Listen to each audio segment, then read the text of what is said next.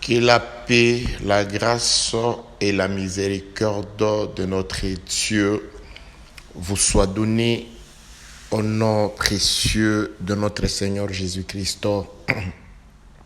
Je bénis une fois de plus le Seigneur de gloire, l'auteur du souffle et de vie, selon que dit les frères Paul dans les Actes des Apôtres. C'est de lui, de Dieu, que nous avons la vie, l'être et le mouvement. Donc, toutes ces choses sont un don de Dieu. Voilà. Je bénis les Seigneurs qui nous gardent en vie en dépit de ces temps difficiles que nous sommes en train de traverser. Il nous a, par son amour, jugés dignes de vivre. Ce n'est pas parce que nous avons été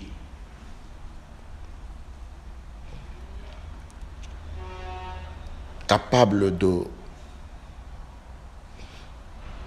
faire des choses qui étonnent Dieu, c'est tout simplement que nous avons trouvé grâce.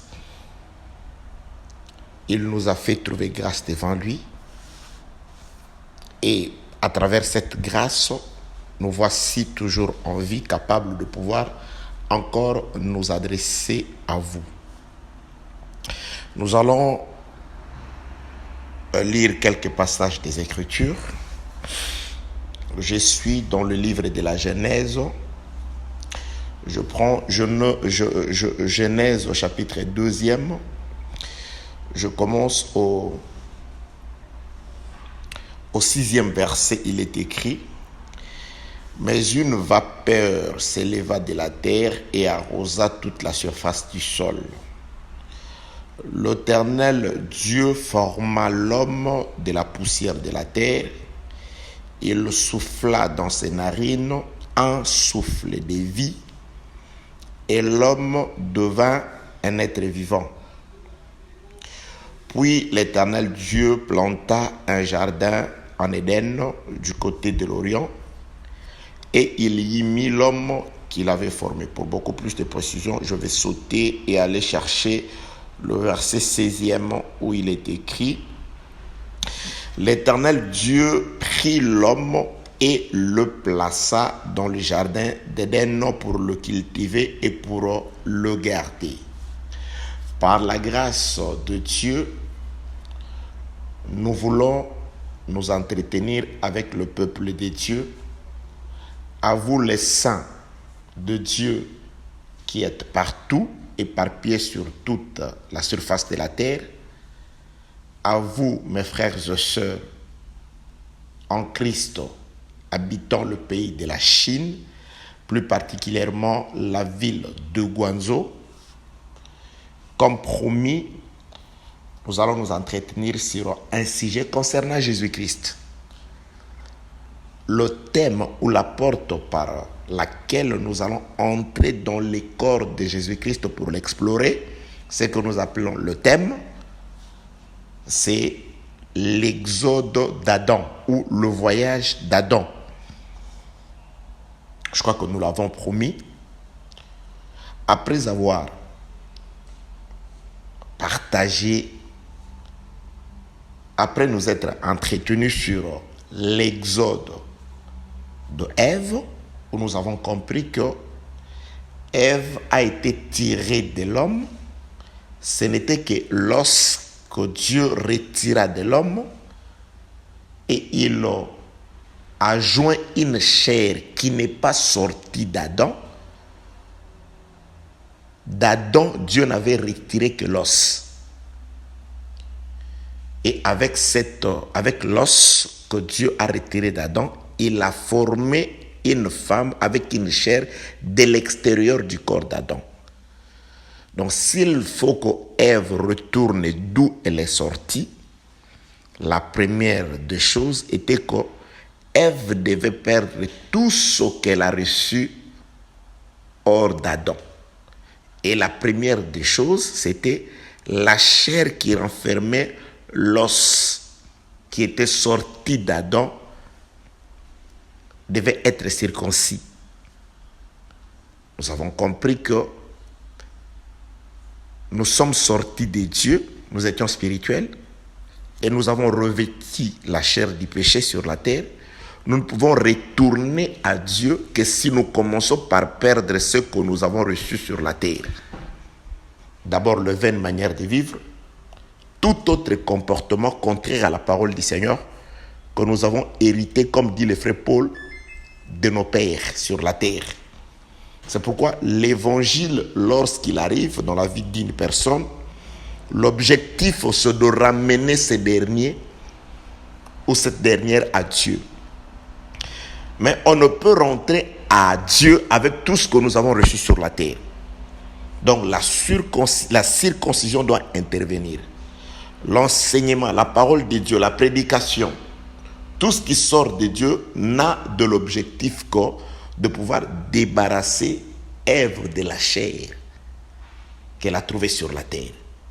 Lorsque Ève sera complètement débarrassée de la chair qu'elle a trouvée sur la terre, c'est alors que Ève pourra réintégrer là où elle était avant. Lorsque Ève rentre dans le corps d'Adam, c'est alors que Ève redevient l'os des os d'Adam, la chair de la chair d'Adam. C'est en Jésus-Christ que nous sommes en sécurité, parce que nous l'avons démontré dans l'exode de Ève, que lorsque Ève était encore dans le corps d'Adam sous forme de l'os, le serpent était là, mais il ne pouvait l'approcher parce que le corps d'Adam servait de barrière, de protection pour Ève.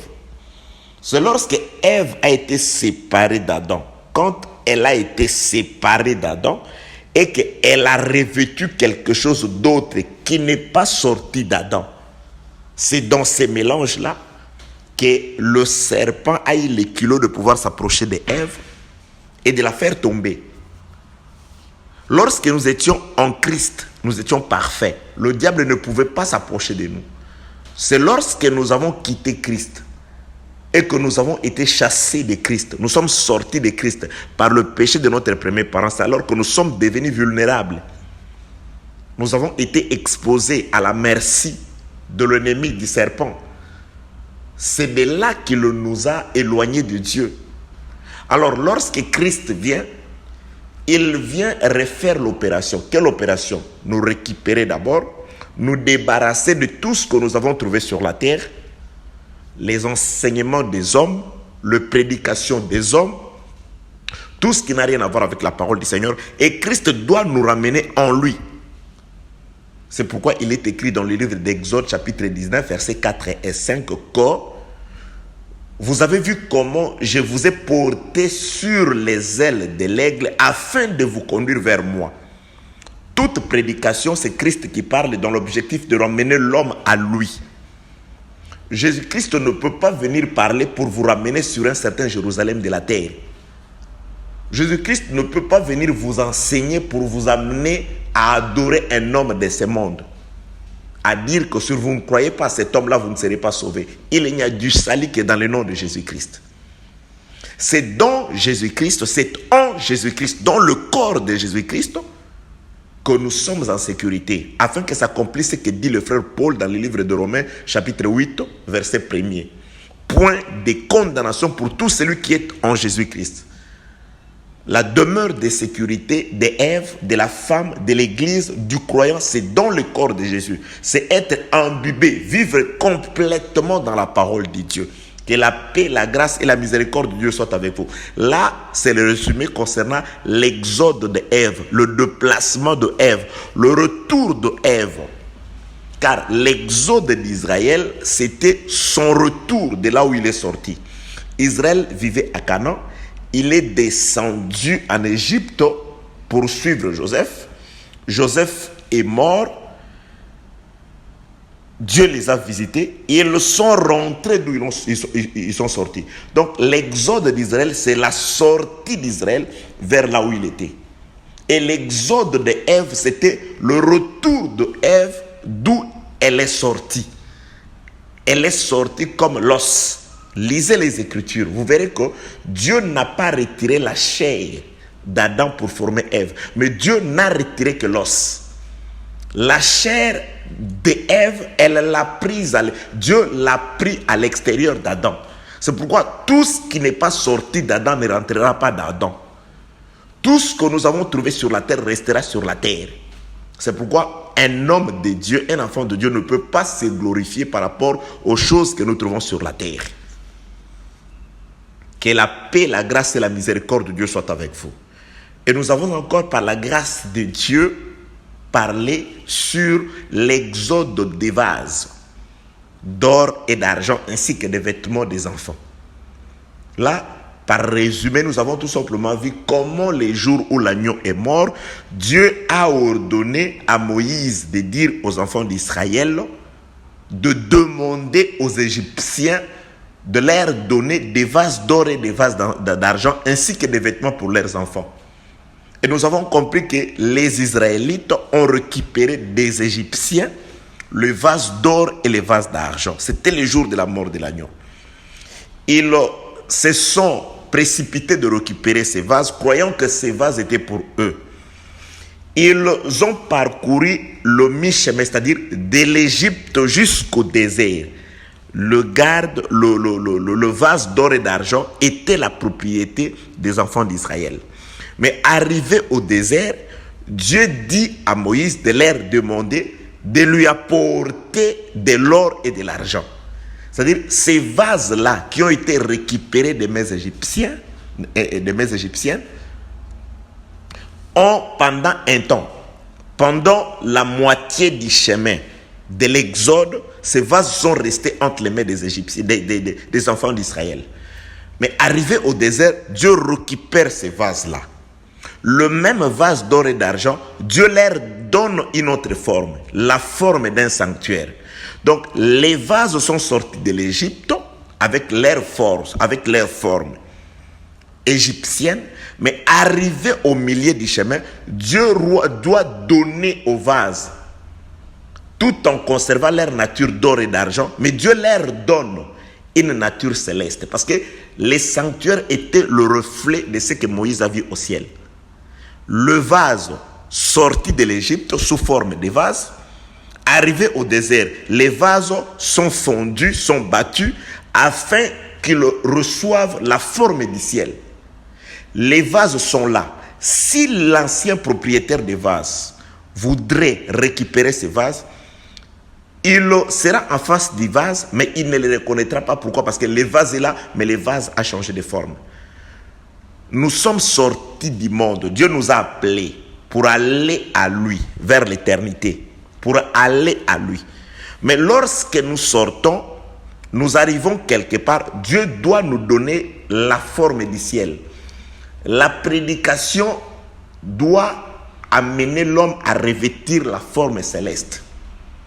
Lorsque nous vous prêchons la parole, lorsque nous vous enseignons la pensée du Christ, c'est dans le but de pouvoir vous donner, vous débarrasser de votre forme antérieure, de votre forme que vous aviez quand vous étiez dans le monde. C'est ça aussi, débarrasser Ève de la chair qu'elle a trouvée sur la terre, de la chair qu'elle a trouvée au monde.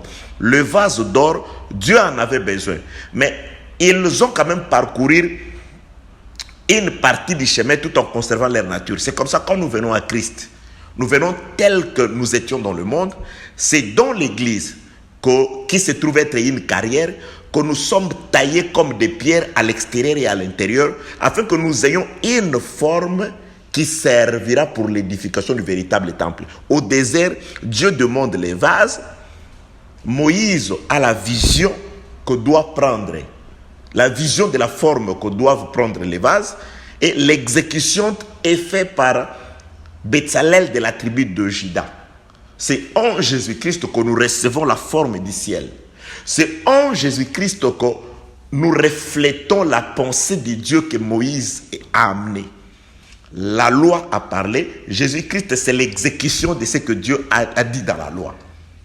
Et le vase rentre sur le territoire de la terre promise à Canaan, mais avec une autre forme.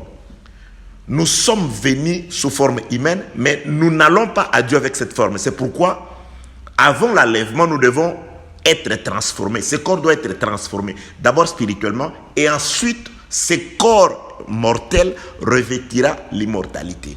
Que la paix, la grâce et la miséricorde de Dieu soient avec vous. L'exode de Ève, l'exode des vases, en tout cas, il y en a des audios en cascade. Demandez les audios si vous en voulez. Et nous parlerons aussi sur l'exode de l'eau. Là, Dieu nous réserve aussi beaucoup de mystères. Que la paix, la grâce et la miséricorde de Dieu soient avec vous. Là, je voudrais juste nous récupérer, nous rappeler ce dont nous avons dit et nous sommes en train de dire. Et là, Dieu veut nous exhorter sur l'exode d'Adam ou le voyage d'Adam. Adam doit effectuer plutôt un voyage. Il doit partir de quelque part, d'un endroit, d'un point, vers un autre. De même que Ève devait partir de là où il était, éloignée d'Adam, où elle a été vulnérable par rapport aux attaques du serpent, elle doit rentrer. L'enlèvement, c'est le retour de Ève, d'où elle est sortie. Nous sommes sortis de Dieu, nous devons rentrer à Dieu. De même que Christ lui-même dit, je suis sorti du Père et il est retourné au Père. Et tout celui qui est descendu du ciel doit retourner au ciel. Ça, c'est une promesse réelle. Je m'excuse. Une promesse exacte. Un jour, nous quitterons cette terre. Un jour, nous quitterons ce monde. Et ne quitterons. Cette promesse n'est valable que pour ceux qui sont sortis de Dieu et qui, sur la terre, après avoir écouté les sons, la voix du berger, ils se rendent compte que nous sommes les brebis de cet homme et ils suivent le Seigneur. Suivre le Seigneur, c'est accepter la parole et vivre selon cette parole. Ainsi, la promesse de vivre éternellement avec le Seigneur sera une promesse effective pour vous. Ça ne sert à rien de pouvoir vous tromper par des faux raisonnements. Vous qui ne vivez pas selon la parole que vous écoutez ou que vous prêchez. Suivre le Seigneur, c'est marcher sur ses traces. C'est suivre comment il a marché. Et les traces de Jésus-Christ ont été encore éclairées par la vie des apôtres. Comment ils ont vécu. Tel que Jésus a vécu. Parce que le frère Paul dit, vous soyez mes imitateurs comme moi je le suis de Christ.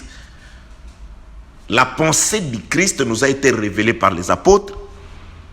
Et nous marchons en conformité avec Dieu dans l'application de cette pensée qui se trouve dans la parole de Dieu, dans la prédication. Que la paix, la grâce et la miséricorde de Dieu vous soient données en abondance au nom de Jésus-Christ. Nous sommes dans le livre de la Genèse, chapitre 2e. Nous parlons sur l'exode d'Adam ou le voyage d'Adam. Je relis les passages des Écritures de Genèse, chapitre 2e, à partir du verset 6, il est écrit. Mais une vapeur s'éleva de la terre et arrosa toute la surface du sol. L'Éternel Dieu forma l'homme de la poussière de la terre et il le souffla dans ses narines, un souffle de vie, et l'homme devint un être vivant. Puis, l'Éternel Dieu planta un jardin en Éden du côté de l'Orient et il y mit l'homme qu'il avait formé. Verset 16e, une précision juste.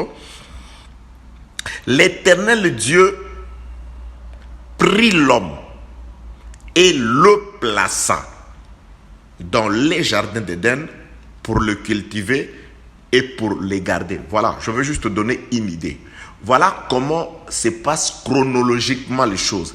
Premièrement, Dieu, je prends le verset, un autre verset, après la chute où Dieu explicite les choses. Nous n'en sommes qu'à l'étude du texte.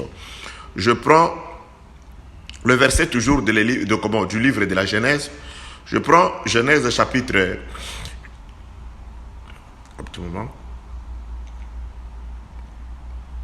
Je prends Genèse chapitre 3, le verset 19. Il est écrit. C'est à la sueur de ton front, de ton visage, que tu mangeras du pain, jusqu'à ce que tu retournes dans la poussière d'où tu as été pris, car tu es poussière et tu retourneras dans la poussière. Cette partie, une petite portion de ces passages d'écriture nous intéresse. Jusqu'à ce que tu retournes dans la poussière d'où tu as été pris, car tu es poussière et tu retourneras à la poussière. Ici, je voudrais tout simplement nous faire comprendre et connaître ceci. Premièrement, Dieu a regardé la terre. Il a arrosé la surface du sol par une vapeur. Là, je garde ce passage d'écriture pour l'enseignement sur l'exode de l'eau. Parce que l'eau aussi doit effectuer un exode. Donc, je garde cette partie, le verset 6. Dieu regarde la terre, il arrose la terre, et de la terre arrosée, Dieu retire la poussière. Parce que Genèse chapitre 3 donne une explication. Tu retournes à la poussière d'où tu as été tiré. Donc, c'est-à-dire, Dieu a commencé d'abord par tirer la poussière de la poussière. Lorsque Dieu retire une portion de la poussière de la terre en général, donc ça c'est la première opération. Adam n'existe pas sans cette première opération. Parce que nous parlons sur un voyage. Lorsque Israël voulut réaliser un voyage, quitter l'Égypte pour la terre promise, ils ne se sont pas levés comme ça, ils ont commencé le voyage. Non, Dieu leur a fait faire des préparatifs. Donc, c'est-à-dire, avant le voyage, pendant que tout le monde vivait normalement sur le territoire égyptien, mais Dieu leur dit, voilà ce que vous allez faire. Vous voyagerez le 15e jour, mais le 10e jour déjà, vous entrerez dans le préparatif du voyage. Le premier préparatif, c'était quoi? Vous regardez dans votre... chez vous à la maison, vous localisez d'abord un agneau d'une année. Vous vérifiez cet animal-là, qu'il soit sans défaut. Vous les gardez. C'est-à-dire, le 10e jour déjà, là, Dieu leur fait faire le préparatif du voyage. C'est-à-dire, vous ne voyagez pas, vous ne partirez pas, parce que le meilleur voyage, c'est quand nous partirons à la rencontre du Seigneur. C'est-à-dire, sans préparatif, vous ne partirez pas. Parce qu'il y a des gens qui chantent. Il y a des gens qui s'attendent à être enlevés. Mais ils ne se préparent pas. Ou ils sont en train, comme les Égyptiens, d'ignorer les préparatifs. Parce que le 10e jour, lorsque toutes ces choses s'est passées, pour les Égyptiens, les Israélites étaient peut-être en train de pouvoir s'évacuer à leurs occupations normales. Mais tellement que Dieu a dit à Moïse, voilà ce que vous allez faire, va dire à Israël. L'avantage d'Israël sur le reste du peuple qui se trouvait sur le territoire égyptien, c'était que Israël avait Moïse. Et par Moïse, Israël écoutait la volonté de Dieu. C'est ça.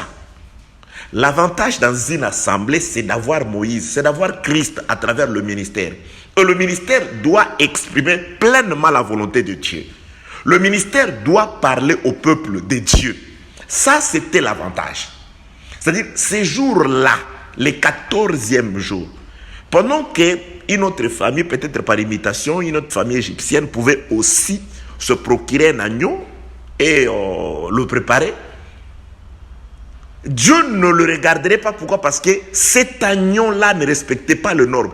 Tout ce qu'Israël faisait le 14e jour, c'était écrit dans un livre. C'est ça l'avantage du peuple qui peut espérer voyager. Vous ne partirez pas dans ce voyage vers le ciel si vous n'êtes pas avisé.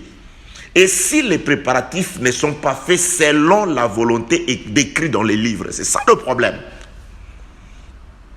Donc, Dieu dit à Israël, déjà le 10e jour, le voyage c'est le 15e jour, le 10e jour, déjà regardez chez vous là-bas, cherchez un agneau, consultez-vous, Dans une maison où il y a très peu de gens, en tout cas, vous passerez la nuit du 14e jour ensemble. Les petites maisons, les maisons où il y avait trop peu de gens. Vous devez vous réunir. Et le 14e jour, vous regardez aussi les temps. Pas seulement le jour, les temps. Il est quelle heure? Ah, c'est entre les deux soirs. Oui. Tout ce qui s'est fait désormais, depuis le 10e jour, tous les préparatifs doivent être mentionnés dans les livres exprimant la volonté de Dieu, dans la parole de Dieu. Moïse leur fait la lecture, ils écoutent Moïse qui est leur frère. Jésus-Christ doit nous parler à travers nos frères qui sont le ministre. C'est pourquoi les ministres dans l'église ne font tout que pour le préparatif du grand voyage. Le préparatif de l'exode par excellence. Le peuple doit partir un jour, mais ne partira que ceux qui se retrouveront en train de pouvoir se préparer dans l'observation de préparatifs. Donc voilà le 14e jour. Pendant que les enfants, les autres étaient là en train de ne savoir rien, ils pouvaient voir facilement. Mais comment vous vous habillez comme ça? Ah non, voilà, nous on s'habille. Moïse a dit, quand vous mangez, vous devez aussi avoir une parure extérieure. Voilà. Vous mangez l'agneau, mais vous êtes sale, vous n'êtes pas habillé. Non, vous allez vous habiller. Vous allez vous chausser. Vous aurez des ceintures sur vos reins. On ne mange pas nu. On ne mange pas sans ceinture, ni être chaussé, ni sans bâton. Tous ces préparatifs-là, toutes ces choses-là, c'était des préparatifs. Et avant de manger, ou pendant que vous mangez, un de vous doit prendre les sons et aller dehors, en train de pouvoir colorer la maison, la porte ou les linteaux de la maison. Les Israélites ou les Égyptiens pouvaient dire, mais finalement, ils sont malades ou quoi? Comment un homme normal, sensé, il n'y a pas de peinture ici, il doit prendre... C'est les sons que... Oui, c'est les sons. Pourquoi? Non, tu ne vas pas comprendre. La sagesse de Dieu est une folie pour le monde. Donc là, je suis juste allé prendre un exemple pour vous dire qu'il n'y a pas d'exode, il n'y a pas de voyage. Il n'y aura pas de voyage pour vous aussi longtemps que vous ne connaissez pas les préparatifs. Et comment allez-vous vous préparer si vous ne connaissez pas les préparatifs? Le frère Paul pose cette question au peuple de Rome là-bas. En ces jours-là, quiconque invoquera le nom du Seigneur sera sauvé. Mais comment invoqueront-ils celui dont ils n'ont jamais entendu parler? Voilà, le salut c'est dans le nom de Jésus. Mais tu ne peux pas invoquer quelqu'un dont tu n'as jamais entendu parler. Oui, il y a des gens qui entendent parler de Jésus. Mais en réalité, ils n'ont jamais entendu parler de Jésus. Car Jésus, c'est la parole. Entendre parler de Jésus, c'est écouter l'enseignement. C'est écouter la parole de Dieu, bien-aimé dans le Seigneur. Comment invoqueront-ils celui dont ils n'ont jamais entendu parler? Comment entendront-ils parler s'il n'y a pas de prédicateurs? Comment y aura-t-il des prédicateurs s'il n'y a pas d'envoyé? Donc Moïse a été envoyé, un envoyé. Et lorsque quelqu'un est envoyé, Dieu lui dit ce qu'il doit dire au peuple.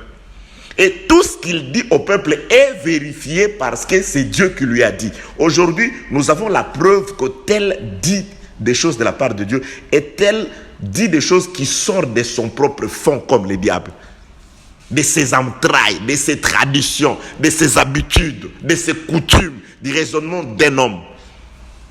Le préparatif, nous devons le connaître et nous devons les appliquer. C'est alors que nous serons au rendez-vous du grand exode ou du grand voyage.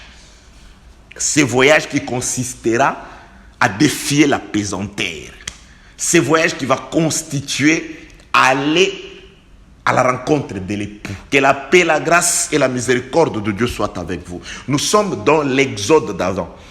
Premièrement, la première opération. Dieu commence d'abord par séparer la poussière de la poussière. Bien-aimé, la seconde opération, c'est de la poussière séparée de la poussière que Dieu va souffler. Je vais détailler toutes ces choses parce que ça, ce sont le préparatif du voyage. J'en suis qu'à l'introduction. Je voudrais juste donner une idée sur ce que nous allons développer le temps que Dieu va nous accorder de pouvoir demeurer devant lui. Dieu commence la première opération avant que Adam ne puisse exister. Dieu commence par séparer. Bien-aimé, Dieu ne peut pas t'enseigner, t'instruire s'il ne t'a pas d'abord séparé du monde. Dieu doit te séparer. Oui, il y en a des exemples. Les exemples sont légion. Il doit d'abord séparer Juda d'un peuple barbare. Il doit d'abord faire sortir Israël de l'Égypte. Et lorsqu'il les retire de l'Égypte, c'est cet Israël retiré, séparé de l'Égypte, dans un endroit isolé, nommé désert, c'est là où Dieu va parler à Israël. C'est là où Dieu va leur donner la loi. C'est là où l'époux va leur ouvrir le cœur. C'est là où Dieu va leur ouvrir son sanctuaire. C'est là où Dieu va leur donner la lumière. Mais Dieu ne peut pas leur donner la loi tant qu'ils sont encore en Égypte. C'est ce que Dieu fait. Il commence par séparer la poussière de la poussière. Ça, c'est le préparatif du voyage d'Adam. Adam ne commence pas le voyage aussi longtemps que ce préparatif-là est fait. Dieu sépara, retire. Il dit, le jour où l'homme pêche, Dieu nous révèle quelque chose. Il dit, tu retourneras à la poussière d'où tu as été tiré. Donc, premièrement, l'homme est un produit tiré de la poussière. Dieu prend une portion de terre parmi la terre, parmi toute la terre. Dieu s'est choisi toujours une portion d'hommes, une poignée d'hommes parmi tous les hommes. Dieu s'était choisi quelqu'un parmi toute la terre. Du temps de Noé, Dieu s'est choisi Noé. La Bible déclare, Noé trouva grâce. Qui trouve grâce, ce n'était pas par son effort, c'est-à-dire c'est Dieu qui était avec lui. Il marchait avec Dieu, il craignait Dieu parce qu'il avait trouvé grâce. Parce que Dieu lui avait donné la faveur de le respecter. C'est ça la grâce. Nous obéissons à Dieu par la grâce. Il y a des gens qui comprennent mal la grâce. Même si je me comporte mal, je serai sauvé par la grâce. Non, la grâce, ce n'est pas ça. La grâce, c'est cette capacité que nous recevons de Dieu, premièrement d'écouter la parole et deuxièmement d'obtempérer, de marcher selon cette parole. C'est ça, trouver grâce. Que la paix, la grâce et la miséricorde de Dieu soient avec vous. Donc, du temps de Noé, c'est Noé qui a trouvé grâce. Noé seul a trouvé grâce. C'est pourquoi Dieu dit à Noé, fais-toi une arche. Là, je suis dans le livre de la Genèse chapitre 6. Dieu ne dit pas à Noé, faites-vous. Il dit, fais-toi. Tout est une précision dans les Écritures. Pourquoi? Oui, c'est ce que Dieu dit. Fais-toi une arche de bois de gopher. Fais-toi, fais-toi. Les saluts, c'est pour Noé. Mais tous ceux qui sont liés par les sangs à Noé seront sauvés par la grâce de Noé. Les saluts, c'est par Jésus. Mais ceux qui sont liés à Jésus par les sangs seront sauvés. Et par le mariage.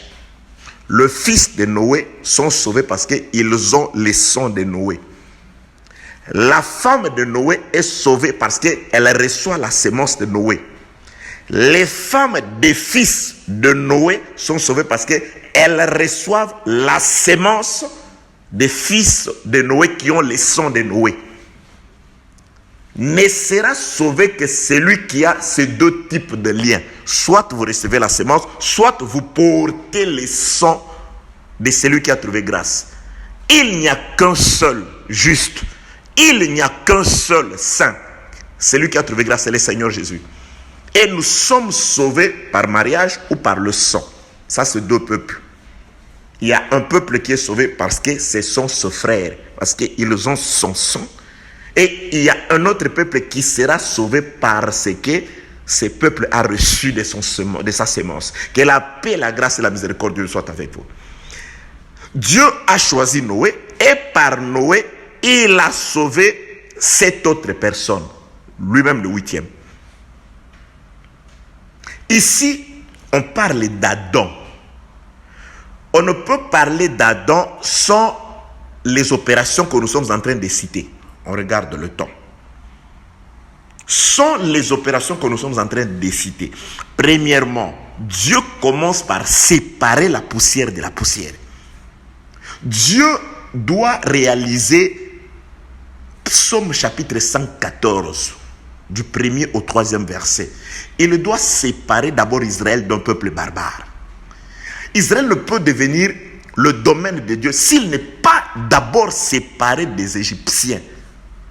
Juda ne peut pas devenir le sanctuaire de Dieu s'il n'est pas d'abord séparé d'un peuple barbare. Bien-aimé, la parole doit commencer par nous séparer d'abord du monde, de la mondanité, de toutes les vaines manières de vivre, de là où nous étions, des milliers que nous fréquentions autrefois. Ça, c'est l'objectif de la parole. D'abord, séparer l'homme. Sortez du milieu d'eux. Ça, c'est la parole. C'est pourquoi Dieu commence par séparer la poussière de la poussière. Il dit, ah bon, voilà, comme tu as péché, tu retournes à la poussière. C'est-à-dire, tu retournes avec tes amis d'autrefois. C'est pourquoi la punition d'Israël, c'était le retour en Égypte sous une autre forme. C'est-à-dire, lorsqu'on amène Israël captif à Babylone, c'est le retour à la poussière d'où il a été tiré. Parce que Israël, comme nation, a été formé en Égypte. Dieu a eu pitié d'eux, il les a fait sortir de l'Égypte, il les a amenés au désert. Dieu leur a donné son amour, sa loi, sa volonté, ce qu'il aime, ce qu'il n'aime pas, comment les servir pour demeurer dans le pays de la promesse. Lorsqu'ils ont péché, il a envoyé le roi de l'Égypte sous forme de Nebuchadnezzar pour venir les ramener de là. Adam a été retiré de la poussière, Dieu l'a retiré de là. Il a fait de lui ce qu'il a fait. Lorsqu'il a péché, Dieu dit, tu retournes en Égypte. Rien de nouveau sous les cieux. C'est pourquoi, chers prédicateurs, chers enfants de Dieu, quel que soit ce que nous étions autrefois, quel que soit que nous avons prêché la parole, que nous avons été excellents, n'oublions pas que nous avons des exemples dans les Écritures, des gens qui ont aussi été envoyés par le Seigneur prêcher la parole. Ils ont prêché la parole. Ils ont fait des miracles. Mais après avoir vendu la parole, ces gens-là se sont retrouvés morts. Cet homme-là s'était retrouvé mort. Il y a des prédicateurs qui sont morts, quoique physiquement vivants. Parce qu'ils ont déjà vendu la parole. Mais ils avaient autrefois prêché la parole. Ils avaient autrefois même réalisé des miracles. Mais tellement qu'ils ont vendu la parole comme Ésaü. Vous savez ce qu'Ésaü a fait? On lui a présenté un bien temporaire, les lentilles, le bien de la terre. Il a changé les biens de la terre, la gloire de la terre, avec la prééminence qui était spirituelle. Il était possesseur de quelque chose qui était spirituel et son frère lui a présenté le besoin matériel, le besoin terrestre. Il a changé. À cause d'un besoin terrestre, il a abandonné ce qui est spirituel, la prééminence. Le premier, c'est Christ. Combien de fois il nous arrive, il t'arrive à cause d'un plaisir de la chair. Tu laisses tomber Dieu. Tu offenses les noms de Dieu. Tu abandonnes la gloire de Dieu. Tu abandonnes l'évangile. Tu abandonnes les chemins de la vérité. Ou tu es en train de céder à cause d'un besoin temporaire. Tu n'es pas différent d'Ésaü. Et la Bible déclare, lorsqu'il est venu pleurer au temps de la bénédiction, il était trop tard, il avait déjà vendu son droit de naissance sans le savoir. Que la paix, la grâce et la miséricorde de notre Dieu soient avec vous. Nous parlons sur l'exode d'Adam. Nous parlons sur beaucoup de choses par la grâce, Seigneur. En tout cas, j'avais prié à ce que Dieu nous dise des choses. Vous savez, nous avons passé un temps avec des exhortations. C'était important parce que à Adam, si vous lisez dans le livre de Genèse chapitre 1er, à partir du verset 28, vous allez voir ce que je veux juste en donner une petite explication dans un autre sens. Je sais que tu as une autre sens. Tu as déjà la connaissance dans un autre sens. Dieu donne à Adam. Il dit, premièrement, soyez féconds, multipliez-vous, assujettissez la terre et remplissez-la. Je ne suis pas là. C'est un enseignement vraiment très profond. Tout ce mot-là. Et par la suite, il dit à Adam, dominez sur, il commence les poissons de la mer, il saute les oiseaux du ciel, ensuite aussi les animaux de la terre. C'est pourquoi Adam, lorsqu'il a été formé, Dieu a amené tous les animaux afin qu'il puisse les nommer. Adam, un prédicateur, là je prends juste dans un sens restreint, Adam comme un prédicateur, c'est-à-dire quand tu le parles, il doit d'abord descendre dans l'eau, aller chercher les animaux, les poissons, les animaux marins, les nommer. Or, les animaux marins, l'eau parle aussi de la mort, parce que Jonas, Jésus-Christ interprète l'acte de Jonas dans l'eau comme étant la mort. L'eau parle de la mort, les eaux de la mort m'ont envahi. C'est comme ça que Jonas prie.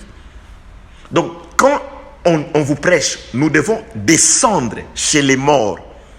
Mais en soi, dans l'eau, on a la vision comme si les gens sont morts. Parce que Jonas, dans l'eau, ceux qui étaient sur les bateaux ont dit qu'il est mort.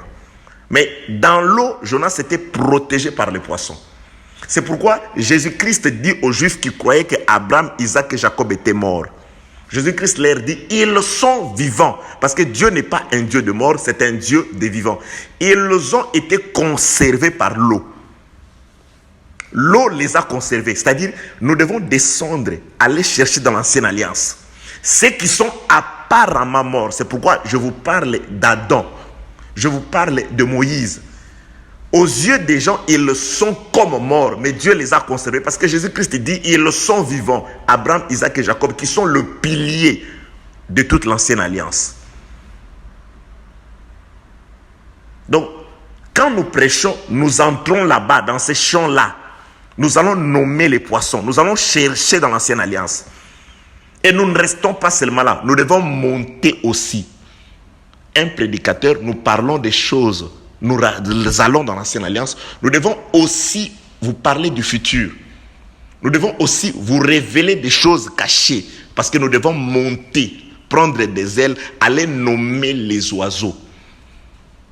Tu domines sur les poissons, tu domines sur les oiseaux. Et nous descendons aussi pour nommer les animaux qui marchent avec nous sur la terre. C'est là où nous vous exhortons. Des exhortations de 10 à 15 minutes, des petites exhortations. Parce que nous devons aussi ne pas oublier les animaux qui vivent avec nous, la vie courante que nous menons sur la terre. Mais un prédicateur ne reste pas seulement là. Il y a des fois où nous vous exhortons, il y a des fois où nous vous parlons parce que nous avons aussi besoin de la manne et de l'eau sur notre route. Ça, c'est parler avec les animaux qui vivent avec nous sur la terre. Mais parfois, nous descendons dans le profondeur des eaux car nous devons aussi dominer sur les poissons là-bas. Mais comment peux-tu dominer sur les poissons si tu ne les visites pas? Et nous devons aussi dominer sur les oiseaux. Et nous devons avoir des ailes pour voler. Et nous devons vous amener avec attention. Parfois, nous descendons avec vous dans le profondeur des eaux. Nous sortons, nous montons, nous allons, nous vous parlons des choses cachées. Nous vous révélons les réalités cachées du Seigneur et nous descendons sur la terre. Nous vous exhortons afin que vous sachiez comment vivre sur la terre. Voilà, bien-aimés dans le Seigneur, dans l'exode d'Adam, nous développerons les choses de cette façon-là. Comme Adam qui doit dominer sur les poissons, sur les oiseaux ainsi que sur les animaux de la terre. Donc, nous commençons par la première phase qui est tout simplement la phase de la séparation de la poussière d'avec la poussière.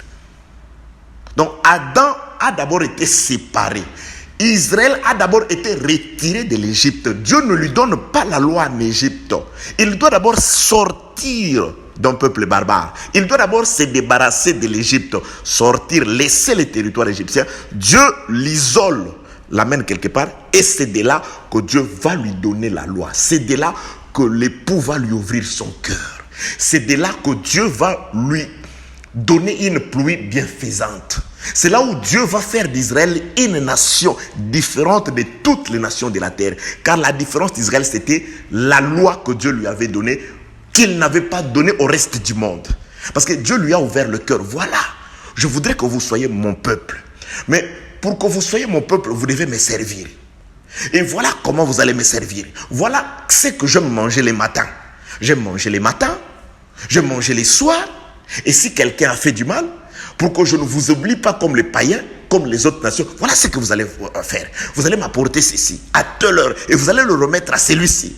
Et vous allez vous rendre à cet endroit-là. Ça, c'était l'époux qui leur a ouvert le cœur.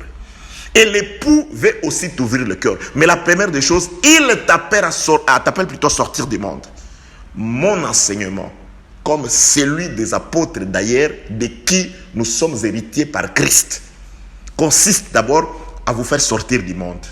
Consiste d'abord, bien-aimés, à vous amener loin du monde. Ce n'est pas satisfaisant pour Christ de posséder toute cette révélation que vous avez si cette révélation n'est pas capable de vous amener en dehors de l'Égypte. Dieu sépare avant le voyage. Je suis dans le préparatif du voyage. On n'en est qu'au préparatif. Israël ne sort pas si premièrement le 10e jour il n'a pas écouté le Seigneur. Prenez un agneau, observez cet agneau pendant 4 jours, regardez l'agneau très bien, qu'il soit sans défaut et qu'il soit d'une année, et vous le placez à un tel endroit. Voilà ce que vous allez faire. Donc nous sommes dans les préparatifs. Que la paix, la grâce et la miséricorde de Dieu soient avec vous. Le vœu de mon cœur est que vous soyez enseignés, vous soyez exhortés, vous soyez censurés, vous soyez corrigés, de manière à ce que toute la connaissance que vous allez recevoir vous amène à sortir du monde, et que ce voyage, cet exode d'Adam, ensemble avec Adam, nous allions plutôt à la rencontre de notre Seigneur. Que la paix, la grâce et la miséricorde de Dieu soient avec vous. À la prochaine, dans le nom puissant de notre Seigneur Jésus-Christ.